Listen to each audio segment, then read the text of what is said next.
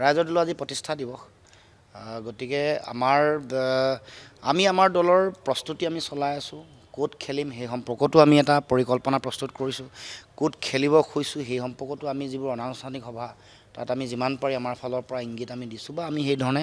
তথ্য সহকাৰে আমি উপস্থাপন কৰিছোঁ গোটেই বিষয়বোৰ কিন্তু আলোচনাৰ মাজেৰে চূড়ান্ত যেতিয়াই হ'ব সিদ্ধান্ত তেতিয়াই আমি সকলো কথা ৰাইজক জনাম অসমৰ ৰাইজক জনাম আপোনালোকক জনাম এতিয়া আমি কিমান বিচাৰিছোঁ কিমান খেলিব খুজিছোঁ ন্যূনতম ক'ত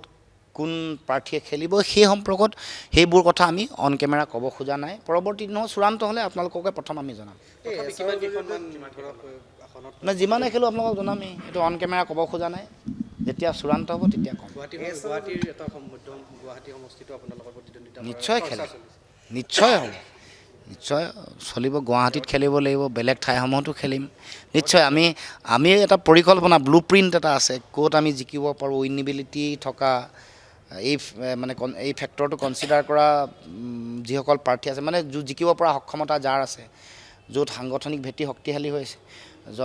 ডেম'গ্ৰাফিয়ে য'ত আমাক সমৰ্থন দিব বা জাতীয়তাবাদৰ ঐতিহাসিক ভেটি য'ত আছে পুৰণা ভেটি য'ত আছে তাত আমি আমাৰ প্ৰাৰ্থী আগবঢ়াম আৰু আমি মূল কথাটো ৰাখিছোঁ বিজেপিক উৎখাত কৰিব লাগে আৰু আমাৰ প্ৰাৰ্থী জিকিব পৰা সক্ষমতা থকা প্ৰাৰ্থীকহে প্ৰাৰ্থিত্ব আগবঢ়াবলৈ আমি চিন্তা চৰ্চা যেতিয়া গম পায় যে হাৰিব তেতিয়া বেছিকৈ কয় ফটা ঢোল বেছিকৈ বাজে নাবাজে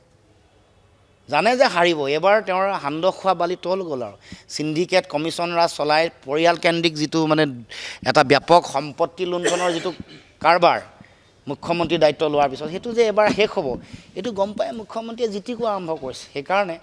যেতিয়া ভয় খায় তেতিয়া বেছিকৈ কথা কয় এইটোতো নিয়ম হয় এইটো চাইক'লজি হিউমেন চাইক'লজি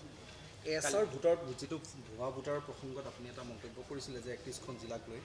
31টা সমষ্টিক লৈ ইতিমধ্যে দিলীপ শইকীয়াই কালি কৈছে যে তিনি গগৈয়ে আচলতে মিছা কথা কয় তেওঁলোকৰ কথা শুনিব নহয় কোনে সঁচা কয় কোনে মিছা কয় তেওঁলোকে আপোনাৰ নিৰ্বাচনী প্ৰতিশ্ৰুতি চালে গম পাবচোন 2014 চনত প্ৰধানমন্ত্ৰী আহোঁতে বিদেশীয়ে টালি টোপোলা বান্ধি যাব লাগিব বুলি কৈছিলে নাই গতিকে কোনে মিছা কয় কোনে সঁচা কয় আপুনি ভিজন ডকুমেণ্ট চাওক কথাত কিয় গুৰুত্ব দিছে আৰু তেওঁলোকেতো সদায় মিছা কথা কয় তথ্যই প্ৰমাণ কৰি আহিছে দিলীপ শইকীয়াৰ কথাক আপোনালোকে গুৰুত্ব দিবনে ভিজন ডকুমেণ্টৰ প্ৰতিশ্ৰুতি চাব তেওঁলোকে 6 জনগোষ্ঠীৰ জনজাতিকৰণ নিৰ্বাচনৰ আগত কৰি দিম বুলি কৈছে নোৱাৰো বুলি কৈ দিলে যিকোনো খবৰৰ বাবে যোগাযোগ কৰক আমাৰ এই নম্বৰত 9181 307 221